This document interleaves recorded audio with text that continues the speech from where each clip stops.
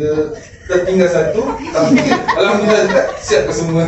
Okay. Idea, alhamdulillah idea, walaupun idea masing-masing berlainan idea. Satu saya masalah untuk kami. Seperti yang tertera dalam berdiri kami ni, satu kami tegur masyarakat kami roboh, hampir roboh satu. Tapi kami bersatu kembali untuk menyelesaikan semua masalah yang ada. Okey, untuk pemberian tugas ni bagus kerana semua membuat menjalankan tugas dengan baik. Walaupun berlainan idea, kami tetap berkongsi mana idea yang terbaik untuk tugas kami. Tentu kami bekerja secara berkumpulan lah.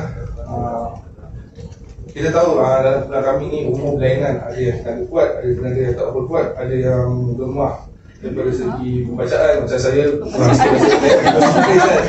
Jadi kat situlah yang kami cari siapa yang boleh tak